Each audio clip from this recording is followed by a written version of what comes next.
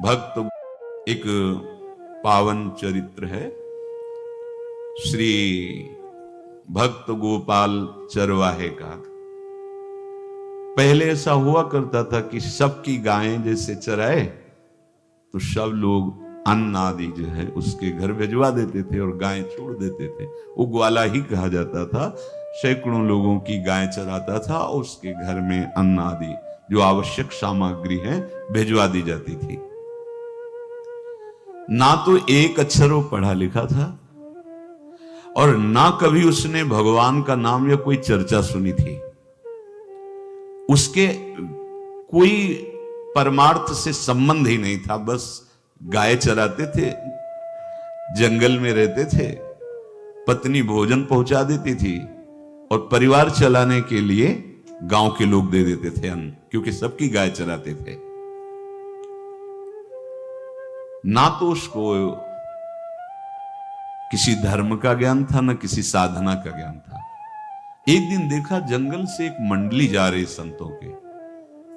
ओ श्री राम जय राम जय जय राम, श्री राम जय राम, ऐसे कीर्तन। संत जन पहले मंडली बना के चलते थे तो नाम कीर्तन पद कीर्तन ऐसे।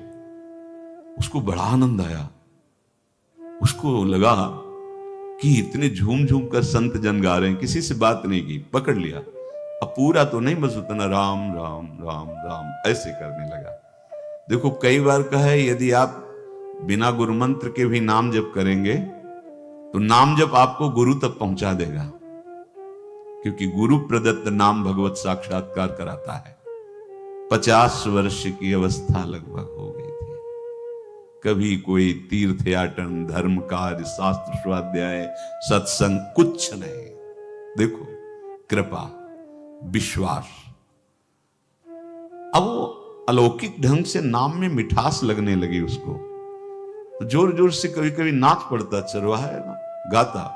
तो और जो लोग थे उसका उपहास करते, अरे नरक में भी ठौर नहीं मिलेगी, जिंदगी में कुछ पुण्य नहीं किया। ये ऐसे लोग बहुत उपहास करने वाले। ऐसे करने से क्या मिलेगा, नाम से कुछ हो जाएगा। उसने कहा हमने तो कभी सोचा ही नहीं कि कुछ होगा, हम तो ऐसे ही गा रहे हैं। पर ये लोग उपहास कर रहे हैं, क्या गलत है क्या ऐसा गाना? जब तक दृढ़ ज्ञान नहीं होता तब तक माया फिसला सकती है। उसने कहा कि हम किसी लाभ के लिए, बैकुंठ जाने के लिए या कोई लाभ के लिए नहीं जपते, हमें तो अच्छा लगा, वो गा रहे थे संत जन तो हम गाने लगे। क्या सही में आप लोग समझते हैं कि ये गलत है? उनका तुम मूर्ख हो, तुम्हारी क्या समझ में आए? और उपहास करते उसका। उसके मन में एक बात आई, कोई ये प्रमाण दे दे मुझे कि ये जो मैं संतों के मुख से सुना नाम, ये परम सत्य है, ये परम सुखकारी है और इससे क्या वैकुंठ मिल जाएगा? कोई तो मिले मुझे। और जब किसी के हृदय में ऐसी आकांक्षा होती है तो वही मिल जाते हैं जो सबके हृदय की जानते हैं। एक दिन उसने देखा जब लोग दिल्ली की हंसी मजाक कर रहे थे, उसी समय एक लंगोटी पहने हुए, हाथ में कमंडल और दंड धारण किए हुए कोई वीतराग परमहंस दौड़ा, चरणों में गिर गया। महाराज महाराज, बस एक बात आप बता दीजिए, जो हम राम राम कह रहे हैं, ये लोग उपहास करते हैं, क्या इससे हमारा कल्याण हो जाएगा, वैकुंठ मिल जाएगा? तो उन्होंने कहा बेटा ये बहुत मंगल में भगवान का नाम है, पर हमें लगता है कि तुम्हें गुरुदेव की आवश्यकता है। यदि तुम गुरु कृपा पात्र बन जाओ तो इन उपहास करने वालों की बातें तुम्हारे मन में नहीं लगेंगी और निश्चित तुम्हें भगवत साक्षात्कार हो जाएगा। तो पैर पकड़ लिया और कहा महाराज आप ही गुरु बन जाओ ना हमारे, आप ही हमें मंत्र दे दो।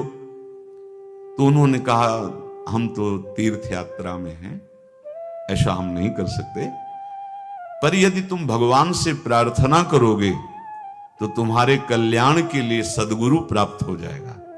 इसलिए जैसे कोई पूछते किसको सदगुरु बनाऊं, तुम कहते किसी को नहीं, पहले भगवान को मानो, श्री हरि को, जगत गुरु श्री कृष्ण को, फिर उनसे प्रार्थना करो कि यदि आप आवश्यक समझते हो कि सदगुरु के रूप में आप आकर के हमारा कल्याण करेंगे तो मुझे पहुंचा दो, या आप स्वयं आ जाओ। मैं नहीं खोज कर पाऊंगा, मेरी वो दृष्टि नहीं है कि मैं किसी महापुरुष को पहचान सकूं।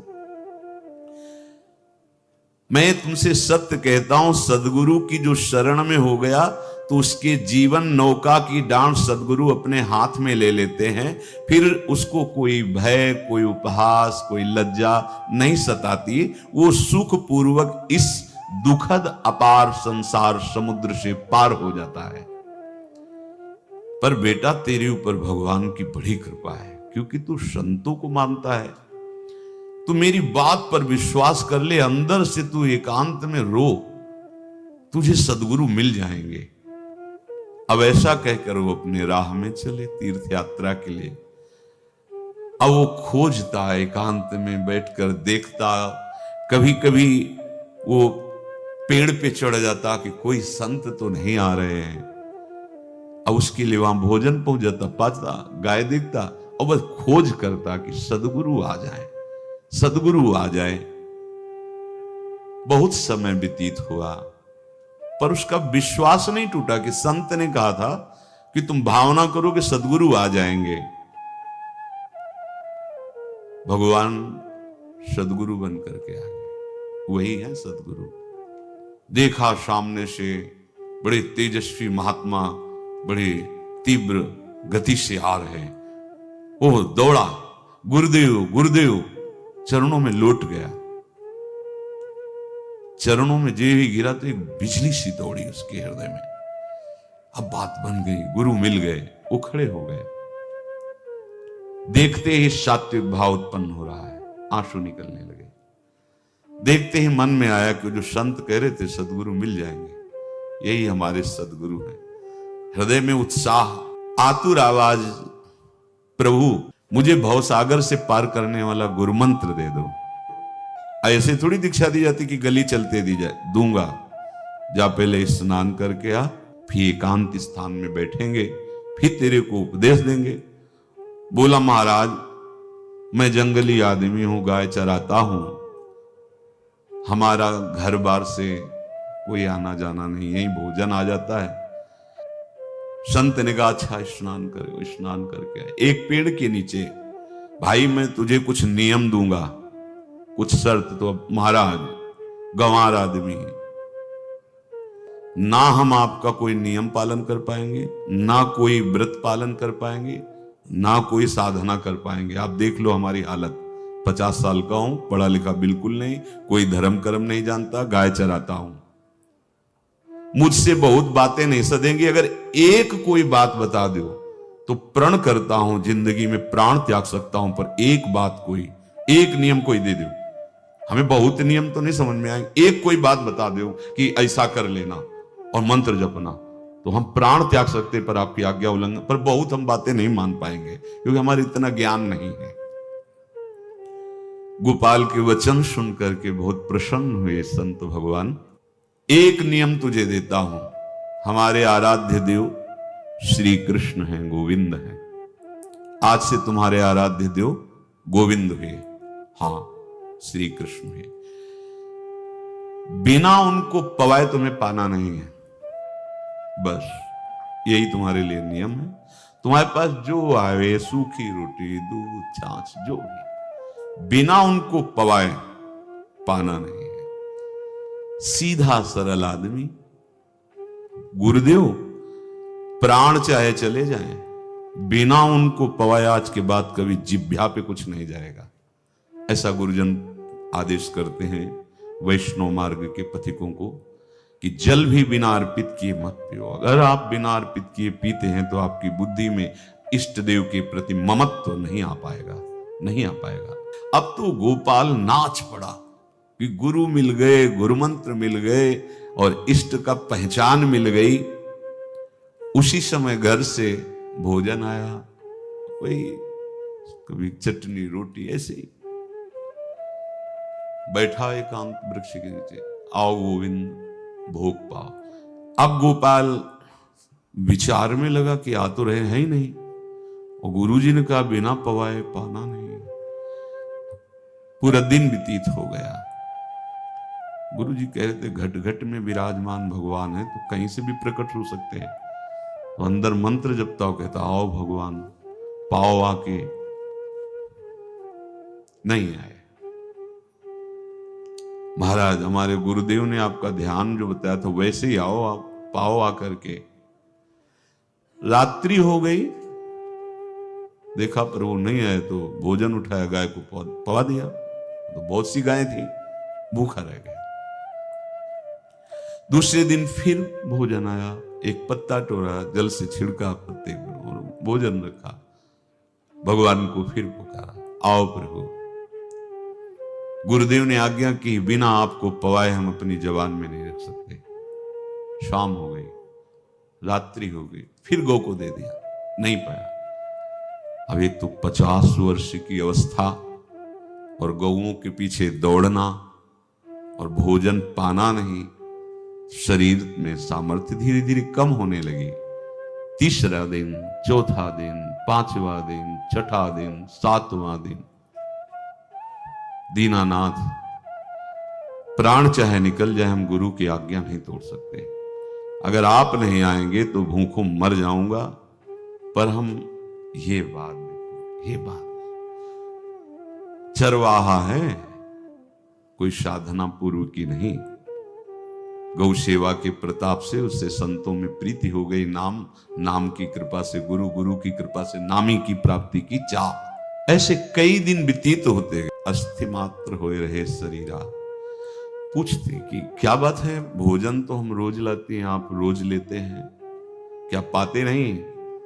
आपका विषय नहीं। शिक्षा मिलती है, अपने गुरु उपदिष्ट साधन को किसी से बताना नहीं चाहिए।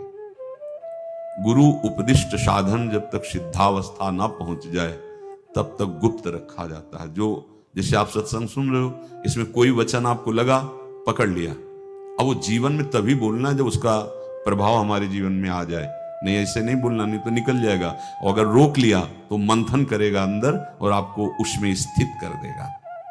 एक भी शब्द नहीं बताया कि हमारी गुरु दीक्षा हो गई, गुरुजी ने कहा था पवा के पाना, और इतने दिन हो गए भगवान तो आ नहीं रहे, इसीलिए हम पा नहीं रहे, तो हमारी ये दशा है। देखो आज का समय ऐसा है कि प्रगट में सब इंद्रियों के पोषण की व्यवस्थाएं भगवान दी, चाहे गृहस्थ हो चाहे विरक्त हो, लेकिन क्या हमारे अंदर निष्ठा है ऐसी?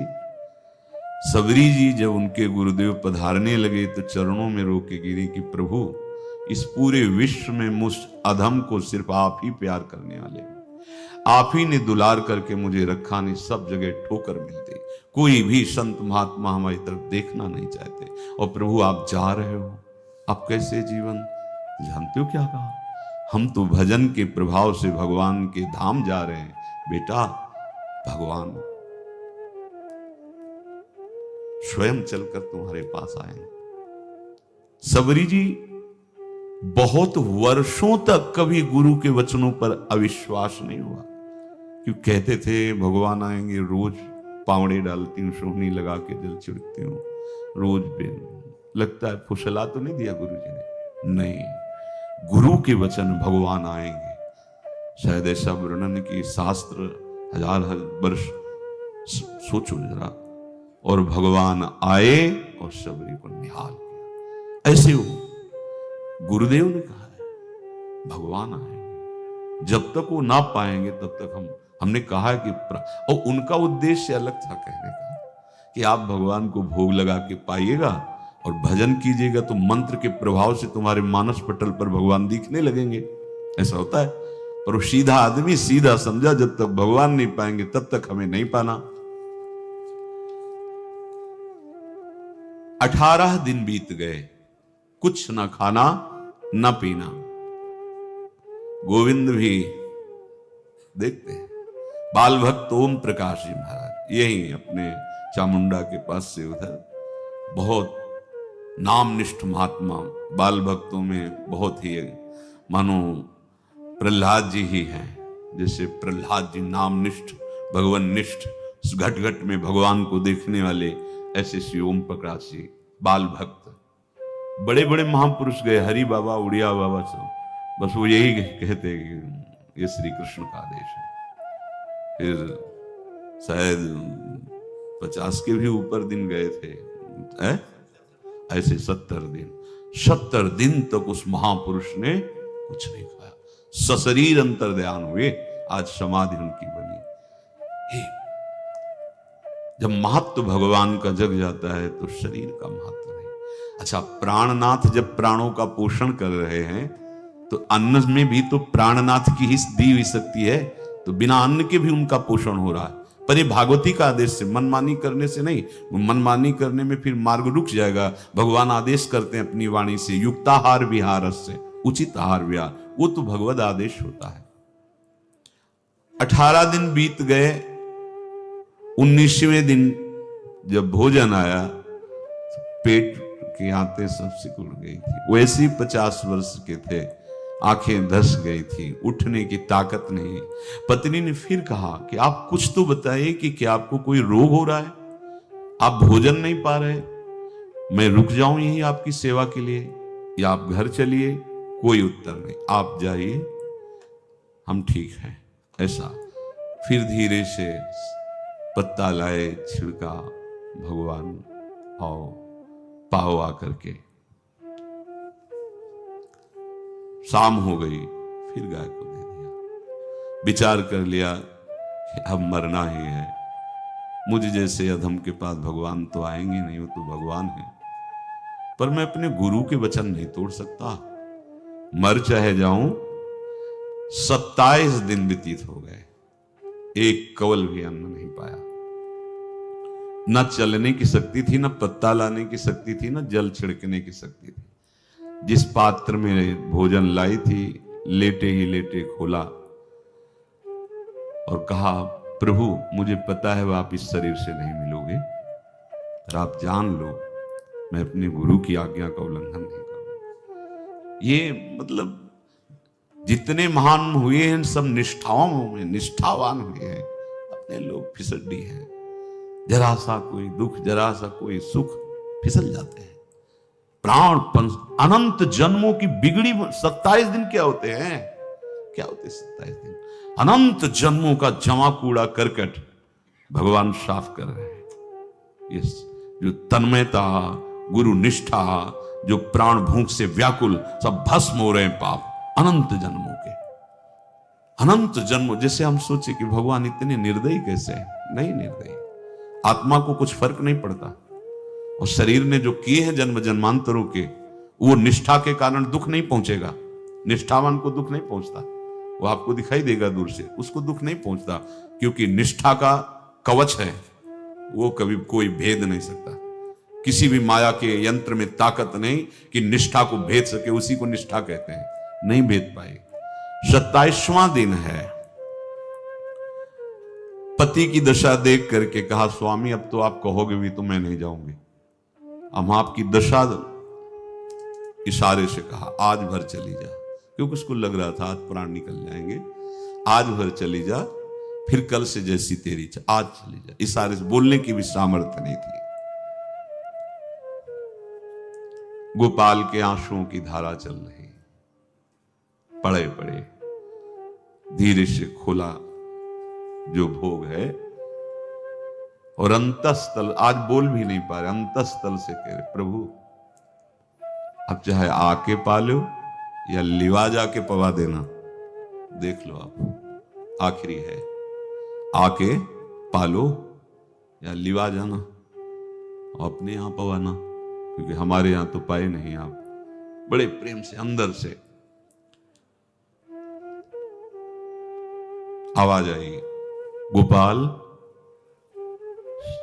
खुली, क्योंकि बोलने की हिम्मत ने, ये अंदर से प्रार्थना की थी, गोपाल वो अमृतमय। गुरुदेव ने कहा था कि उनकी वाणी से अमृत बरसता है। एकदम आंख खुला, देखा वही पीतांबर, वैसे मोर मुकुट, वही मुरली, वही करधनी, वैसे नूपुर, वैसे ललित त्रिभंगी। गुरुदेव ने जैसा वर्णन किया था वैसा ही सुंदर रूप गोपाल के सामने। प्रभु मुखमंडल की मनोहरता देखकर निहाल हो गए। ए निहाल कर देंगे, थोड़ी पीड़ा सहना सीखो। सहत सहत बाढ़े भगति, ग्रह तन गुरु हितगार, ग्रह तन गुरु हितगार, हार अपनी करिमा। सेवक जी कह रहे हैं, देखो गृह तन गुरु हित गार हार अपनी कर, तन मन प्राण गुरु वचनों पर न्यौछावर, जो भी सहना पड़े सहूंगा। मिल गए प्रभु, प्रभु दूर नहीं है। प्रिया प्रीतम बहुत कृपालु हैं। मानो करोड़ करोड़ काम की सौंदर्यता को हे करते हुए प्रभु के लावण्य का प्रकाश हो रहा है। मनहारिणी मुरली, जैसे कहा था अधरों में वैसे अधरों में विराजमान। अच्छा, खास बात ये, ना कोई गाय देख पा रही, नहीं कोई और चरवाहा देख पा रहा है। ये भगवान, जैसे इस सभा में किसी से बात करें भगवान, किसी से मिले तो पास बैठा व्यक्ति भी नहीं देख पाएगा, ना जान पाएगा, क्योंकि प्राकृतिक इंद्रियां, प्राकृतिक शरीर, और वो चिदानंद में, वो तो जिसको दर्शन देंगे तो पहले दृष्टि प्रदान करते हैं। भगवान जिससे मिलते हैं पहले दृष्टि प्रदान करते हैं, तो गुरु रूप से दृष्टि प्रदान। ये जो अंतर में पुकारा ना, वो अंतर दृष्टि खुल गई, सामने देखा। इतना सुंदर विश्व मोहिनी भगवान श्री हरि का ललित त्रिभंगी रूप कि गोपाल की आंखें नहीं टिकी। इतना सुंदर रूप, आंखें भगवान के तेज के आगे बंद हो गई। जब भी बंद हुई तो देखा मानस पटल पर वैसे ही ललित त्रिभंगी। फिर खोला, देखा सामने भगवान मुस्कुराए, सामर्थ्य प्रदान की। देखो अर्जुन के साथ ही तो खेलते हैं भगवान सखा भाव से, रथाक रहे हैं, लेकिन भगवान का विराट स्वरूप देखने की सामर्थ्य अर्जुन में थी क्या? दिव्य दृष्टि प्रदान की। फिर भी कांप रहे थे अर्जुन जी भगवान की दिव्य दृष्टि संपन्न नेत्रों से उस विराट महिमा को देखकर कांप रहे थे अर्जुन। ये तो माधुर्य रूप प्रभु का है। उसने मानो इशारा किया प्रभु को कि हमारी सामर्थ्य में सकिल कर आ जाऊं, नजदीक आप आ जाओ। आ गए, अपना माथा प्रभु के चरणों में रखा, आंसुओं से भगवान के चरणों का प्रक्षालन कर रहा है। देखो गांव का गाय चराने वाला ग्वारा, जिसको कोई धर्म कर्म का ज्ञान नहीं, कोई भक्ति का ज्ञान नहीं, कोई शास्त्र का ज्ञान नहीं, भगवान ने फिर उसको उठाया और अपने हृदय, ज्यों हृदय से लगाया, हष्ट पुष्ट स्वस्थ सब, अंतर बाहर पूर्ण, कोई पीड़ा नहीं, कोई दुख नहीं, बिल्कुल तेजस्वी स्वरूप। भगवान की स्पर्श की महान सामर्थ्य है। बाली ने बहुत मारा ना सुग्रीव को, तो कर प्रसाद सुग्रीव शरीरा, जे इस पर सारी पीड़ा गई। भगवान अमृत सावी है, भगवान दिव्य चिदानंद भाव देने वाले हैं। अब तो सुरमुनि वांछित प्रभु की छाती से लपटा हुआ है। ये ऐसा ना सोचो कि कहानियां हैं, ऐसा ये सत्य विषय आप भी प्राप्त कर सकते हैं। इसी के लिए रोज सत्संग होता है। जब वो भगवान से लिपट कर छाती में अश्रु की बूंदे, तो भगवान ये था माम प्रपद्यन्ते, भगवान की अश्रु बूंदों से गोपाल का अभिषेक हो रहा है। मानो सुदामा मिलन हो रहा है। जैसे भगवान को दैन्य बहुत प्रिय है। तभी भाई जी महाराज कहते हैं पद में कि बुद्धिहीन बना दो हे भगवान, हमें बुद्धिहीन बना दो। ये जो बहुत बुद्धि चलती है ना, इसके लिए दौड़ भाग है। नहीं, सीधे प्रभु हमारे हैं, हम प्रभु के हैं। नाम जप आश्रय भगवत प्राप्ति निश्चित। भगवान बोले, प्यारे गोपाल अब तू रो मत, देख मैं तेरे प्रेम में पगी हुई ये जो सूखी रोटियां हैं अभी पाता हूं। और भगवान बैठ गए और उसके घर की जो रोटी थी उसे भी। देखो, मुझे त्रिभुवन का कोई भी भोग प्रसन्न नहीं कर सकता गोपाल, मुझे त्रिभुवन का कोई भोग प्रसन्न नहीं कर सकता। इस बात को समझो। जिनको ये भ्रम हो कि हम अधर्म से कमा के 56 भोग लगा के प्रभु को प्रसन्न कर लेंगे, तो ये बात सुनो। कह रहे मुझे त्रिभुवन का कोई भोग प्रसन्न नहीं कर सकता। मैं ऐसे ही अन्न की चाह रखता हूं। भगवान के वचन, जैसे दुर्योधन का महल का सब वैभव त्याग के, स्वागत ठुकरा के और विदुरानी जी के हाथ का छिलका पाया। मैं ऐसे ही अन्न की चाह रखता हूं, भगवान कहते हैं, बलिहारी है। कभी प्यार से एकांत में रो के इनको पवाना सीखो। भले आप इतनी कटोरी में सब्जी, 2 रोटी, और अगर दैन्य भाव से कि नाथ कहां आप और कहां, कैसे आपको पवाएगा। जो छवि है ना, पंखा करते जाओ ऐसे, बीच बीच में जल पिला, देखो ना, ये था माम प्रपद्यन्ते तास्तते भजम। आप जैसा मानोगे वैसा ही वो व्यवहार करेंगे, पक्का समझ लो। गोपाल जो सच्चे हृदय से मुझे पुकारता है, मैं अवश्य उसको मिलता हूं। जो प्रेम पूर्वक मुझे पवाता है, मैं अवश्य उसका पाता हूं। पत्रम पुष्पम फलम तोयम ये में भक्त्या, भक्ति पूर्वक जो पवाया है। भक्ति पूर्वक का मतलब दैन्य।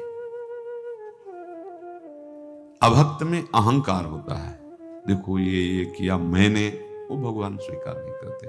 वो आपका शुभ कर्म बन सकता है, अब वो भी धर्म से कमाई की है तो, पर भगवान की प्रसन्नता का हेतु होगा दैन्य। जहां भी देखो हमारे स्वामी को, जहां भी देखो दैन्य में बिके हुए पाए गए, दैन्य में।